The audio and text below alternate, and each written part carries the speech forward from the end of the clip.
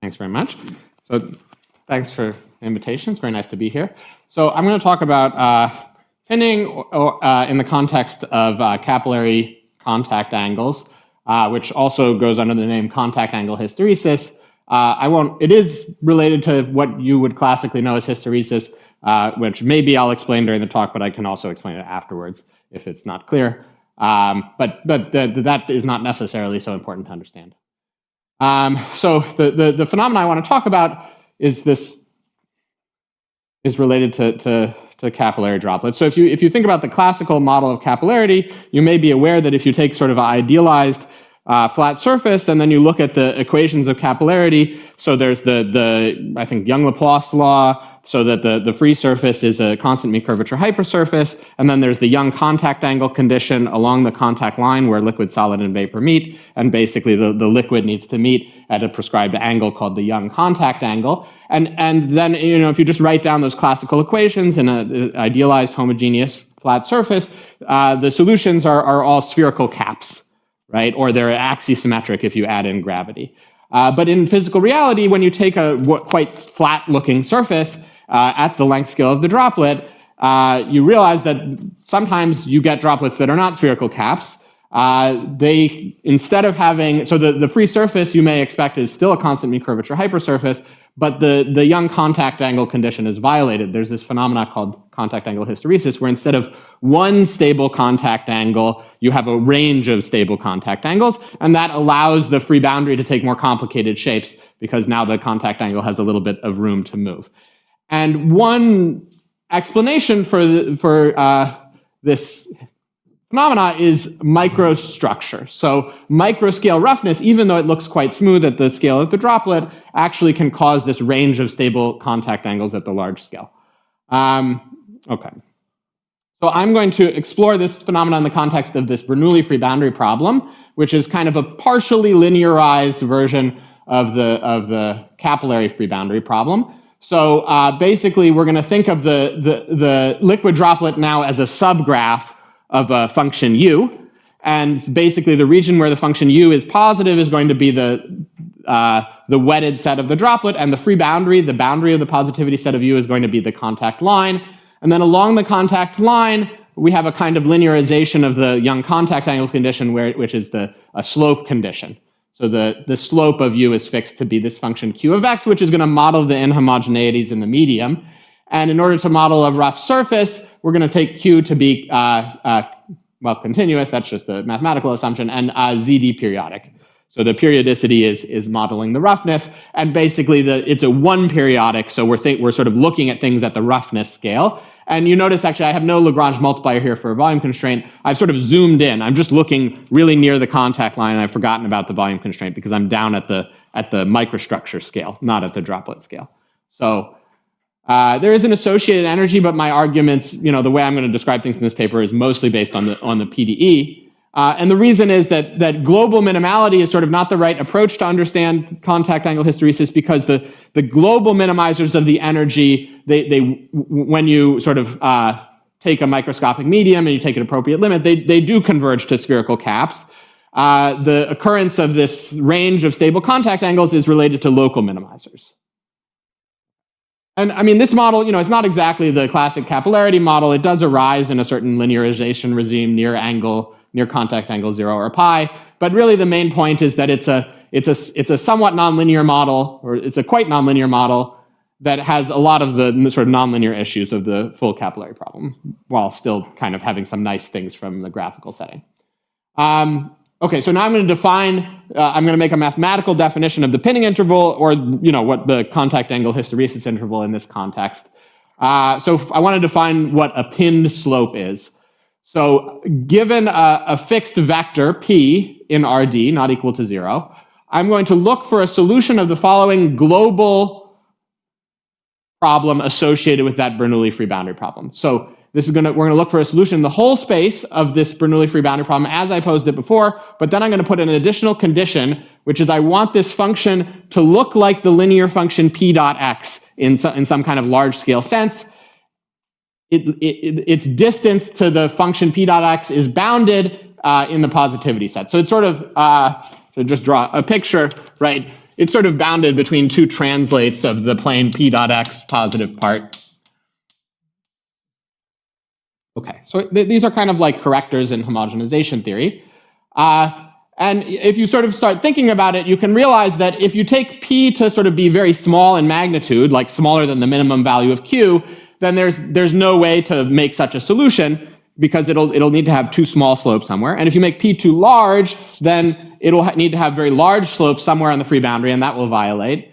So there's some sort of intermediate range of values of p where you actually can find a global solution like this. And now I'm going to define the pinning interval in the following way. So given a unit direction E, which is sort of the macroscopic normal direction to the free boundary, I'm going to look at the range of alpha, so slopes in direction E, so that the slope alpha times E is pinned. So, and my definition of a slope being pinned is there exists a global solution, what's called a global plane-like solution with the slope P. So I'll define the receding angle or the receding slope to be the infimum of all the pinned slopes in direction E, and the advancing slope to be the supremum of all the pinned slopes in direction E. And that's kind of an abstract definition. Let me show you some examples where we know what the pinning interval looks like as a function of the normal direction. And because it is a function of the normal direction, which in 2 dimensions, which is the physical dimension here, so the normal direction lies on the unit circle, so I can draw the interval as a graph over the unit circle. So I'm plotting an interval as a graph over the circle here. So on the left, this is the pinning interval that's associated with a laminar medium. So i.e. it's a medium which is a function only of the x1 variable here. And what it turns out is that at all the directions which are not aligned with the laminar direction, there's only one pinned slope, and it's the energy minimizing slope. And at the laminar direction, there's a range of pinned slopes. So actually, all values in the range of the function q are pinned. And this is, I can show you at the end if you're curious. It's not very hard to show this. The picture on the right is a picture not from exactly the problem I described. It's from something I worked on with Charlie Smart, which was a discrete Bernoulli free boundary problem. And the pinning interval in that problem looked like this. There's kind of a fat band of pinned slopes at all the directions, and then you have these kind of discontinuities at all the rational directions. So in other words, the lattice directions in the underlying medium are sort of not forgotten in the pinning interval at the large scale. And by the way, that's something that you can also see in this picture that I showed back here. So this was this surface had a Z2 lattice structure, and the corresponding droplet, you can sort of vaguely see, has some kind of alignment with the underlying lattice directions here. So it's maybe not that surprising that there's some important dependence on the lattice directions. So here's a kind of abstract result from a few years ago. So first of all, I mean, I said pinning interval, and I always get this question, is like, well, is it really an interval? So that's the first part of the theorem, is that I just defined q receding and q advancing as the infimum and supremum of the pinned slopes, but actually you can prove that it's a real interval. So for every slope in this interval, there is a plane-like solution with slope alpha. Strong Birkhoff just means it has like a nice periodicity property with respect to the lattice. And in particular, okay, this interval is always non-empty because the energy minimizing slope is always in there. You can construct the energy minimizing plane-like solution. And okay, some other facts that you can prove kind of at an abstract level. This is in parts of this are in higher dimensions as well, but let's just say 2D. If you view this thing as a function of the normal direction, it's upper semi-continuous, which matches what we saw in the previous slide. The interval can sort of jump up. It's continuous at irrational directions. It has left and right limits at rational directions. Okay, there are these examples I showed where it actually has discontinuities at some rational directions, right? In those specific examples. So this is, in some sense, a sharp continuity result. And then, you can also relate this to homogenization, but I won't go into further details about that. Okay, so some questions that I want to try to get into addressing with the topic of this talk the main problem is I'd like to understand what this pinning interval looks like a bit better outside of these very specific examples. so, I mean, very generally speaking, can we compute the pinning interval analytically in a more general class of examples? Obviously, that's maybe a fair bit too ambitious, but I'd like to understand it better. In particular, I'd like to understand, are these jump discontinuities at rational directions a kind of a generic phenomena? Is the fact that is the fatness of this pinning interval a generic phenomena? You can see that it was not fat in the laminar case, except at one direction. And in this example, it was fat sort of at every direction. I would say that this is probably more generic to me than this laminar case.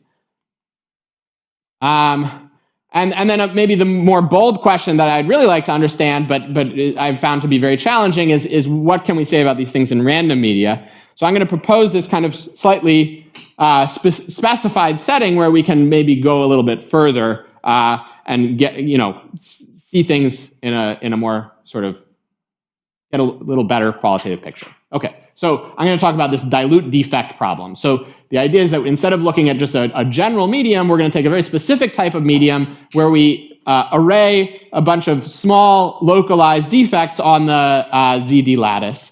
And so we'll just take this function little q, which is the profile of one single defect, and we'll scale it to width delta, and we'll center it at each lattice site and then put them all together. And then the background medium is just homogeneous 1. Okay, and actually this aligns very well with the classical physical theory of contact angle hysteresis that is like mostly being used in the physics and engineering literature, which is this theory of Joanny and de Gennes. And this is essentially what they do. They look at the dilute defect regime and they kind of linearize everything. And then, it's a physics paper, so it's not done all that rigorously. So kind of what I want to do is take what they did and make it all rigorous in the setting of this nonlinear model. And so here's the result, which is a preprint which will be available in a few days. Basically, we compute an asymptotic expansion in the parameter delta for the endpoints of the pinning interval.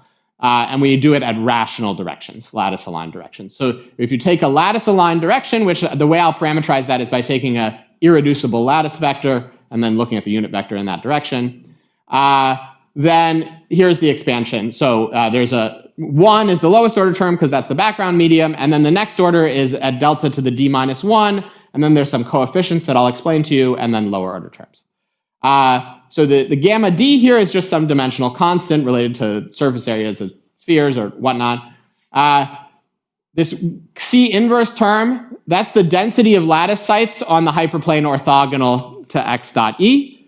So maybe just in the picture here, you imagine drawing some rational plane, and there's some lattice sites on it. So it's like how many lattice sites are going to affect this solution. And then the important part that I'll probably spend most of the talk talking about is these coefficients k advancing and k receding, and these are some kind of, they're closely analogous to the capacity in electrostatics, but they're some kind of pinning analog of that, some nonlinear free boundary problem analog of that, and they measure the pinning effect of just one single defect. So they do have dependence on the normal direction, but they should have pretty nice dependence on the normal direction. They should, unlike what I drew before, these things should actually depend nicely on the normal direction. So the sort of more complicated dependence on the normal direction is potentially to be understood here in terms of C. Okay, so now let me describe this single site problem that will explain what these coefficients k advancing and k receding are. Let me know if you have any questions. All right, so here's the single site problem. I just want to look at one defect centered at the origin, and we're going to look for global solutions. So it's like a capacitor problem. I've now forgotten the correct word, but yeah, it's like a capacitory problem where we have a little source term, and we want to understand the far field behavior is the idea, but it's a nonlinear problem. Okay, so we can't look at sort of completely general solutions of 4 because there's actually quite a lot of global solutions, even in the homogeneous medium.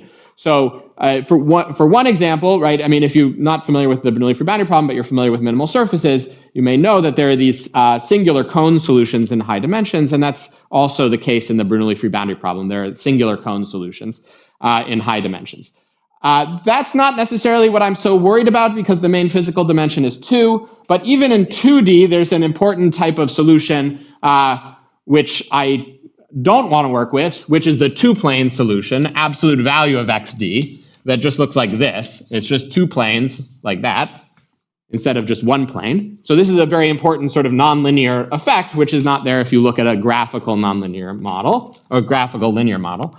And there's other solutions, right, like the two planes that are sort of close to each other like this. Okay, so that's kind of one of the enemies in this talk, although I don't know how explicitly it'll come up, but this two-plane solution is concerning. So we want to assume that U is proper. This is just a word I defined, which is that it blows down to a one-plane solution. So if you just zoom out, the limit is a one-plane solution. Yeah. Yes. Thank you. R goes to infinity. Yeah. So this is a blow down, not a blow up. I'm looking at the large scale behavior. Yeah. Okay. So. Yeah. Okay. So here's a sort of a technical theorem to get us going. So if you have a proper solution, then it has a far field expansion. And the far field expansion looks exactly like it would for a harmonic function, although that's not necessarily, the reason is that the linearization of this Bernoulli free boundary problem is like a Neumann problem in a half space.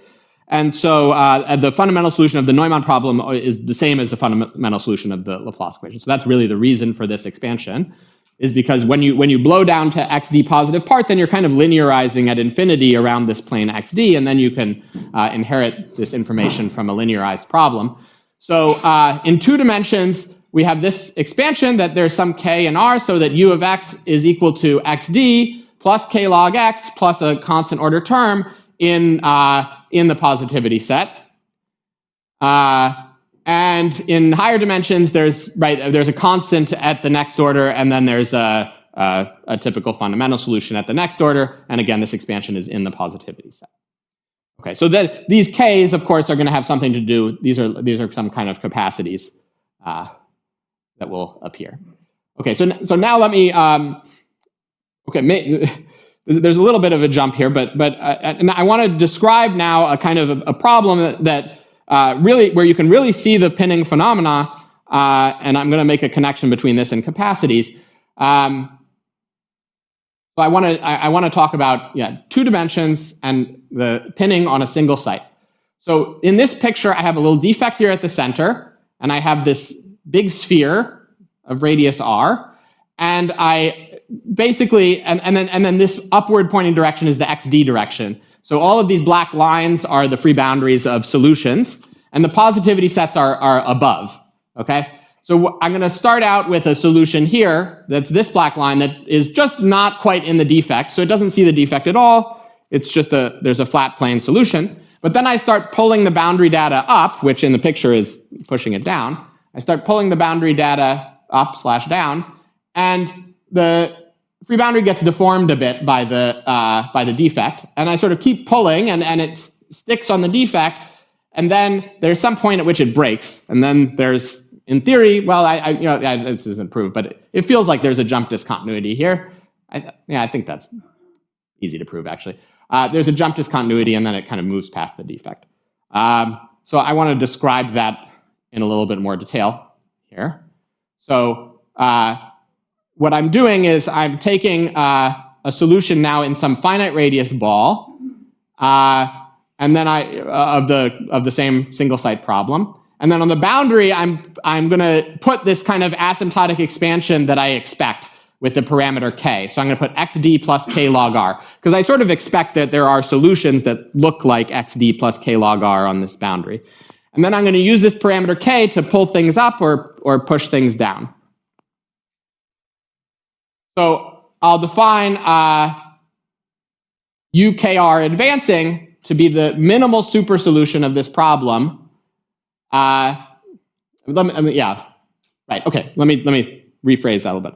So I want to look at solutions of problem 5, and there can be multiple solutions, right? Let me go back here, right?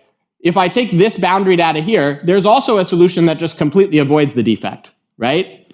and there's one solution that's pinned on the defect. Maybe there's even multiple solutions that are pinned on the defect, okay? So what I want to understand is if any of the solutions are pinned on the defect, right? And so if I'm sort of pulling things up, then I want to know if the minimal solution is pinned on the defect. And right, if any solution is going to be pinned, the minimal one will be pinned. So I'm going to define this kind of critical forcing value, kappa r advancing, to be the largest that I can push k up and still have one of the solutions be stuck on the defect. So it's the supremum over k such that this minimal solution has a little bit of free boundary inside of the defect. So this is some kind of critical threshold for this finite radius problem. And I can also do a critical threshold going the other direction. I can start pulling k down, and then I look at the last value of k such that one of the solutions is pinned on the defect.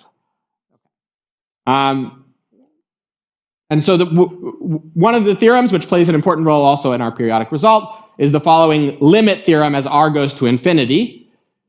If we take these kind of finite radius pinning thresholds and we send r to infinity, we get a certain quantity that you can read on the top, but I'll tell you about it in a second, and the same for the receding endpoint. So what is the limit here as r goes to infinity? Well, it's exactly this k advancing, which I've defined to be the largest k achieved by any global proper solution. Right? So we know that all the proper solutions, so the solutions in the whole space, they all have some different capacities, right? There's some with capacity 0, but there might be some that go through the defect and have a non-zero capacity. And what I'm saying is that the limit of these finite radius pinning thresholds is exactly the largest capacity achieved by any proper solution in the whole space. Okay. And similarly for this receding capacity. Now, I mean, I guess you could just go ahead and define these quantities up here, but in order to make a connection between these abstract definitions and what's happening with the periodic problem, it turns out that this kind of finite radius limit that I'm describing is very similar.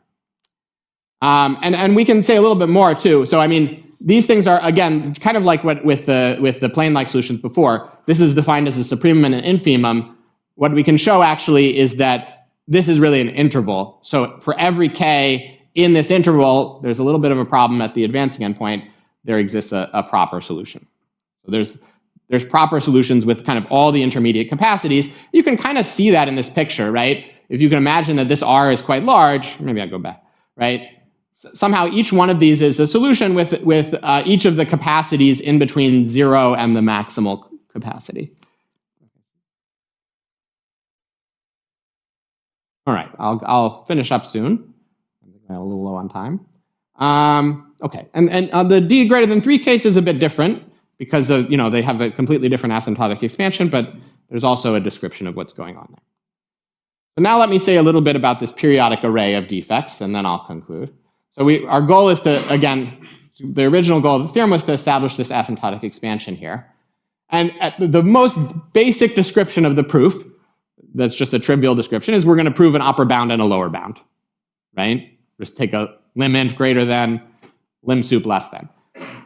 One of those directions is relatively easy. This lower bound direction, you just need to construct a barrier, a super solution barrier. Although you do kind of have to understand what's going on to construct that barrier. The other direction is trickier. It's because here you have to show that you have to take an arbitrary sequence of plane-like solutions and you have to understand what they're doing. Because maybe this sequence of plane-like solutions found a better way to go through the defects than you can think of, right? So that's the concern. So we basically have to sort of completely analyze the asymptotic expansion as delta goes to 0 of the plane-like solutions U delta. So let me draw a little picture here. So conceptually, what we think the U delta are doing is that as delta goes to 0, there are these kind of small places where the coefficients are different from 1 can kind of be removed, like a removable singularity result in the limit. And so we kind of expect that that this plane-like solution in the limit should just be a plane. And so it can only pass through the defects on one hyperplane orthogonal to E. It can't have some real curvature. So we kind of think it looks like this. It passes through the defects, And near the defects, it looks like one of these single site solutions. And then in between the defects, it has some kind of bending a little bit, and we need to understand what that bending is. And we can write down a problem to describe this bending as well. And this may be a familiar looking problem if you've thought about perforated domains or semi-permeable boundaries before. So basically the idea is that this problem will kind of describe the shape of the U delta in between the defects. So this omega is harmonic in the upper half space. I'm just going to rotate the upper half space for the direction E to the standard upper half space.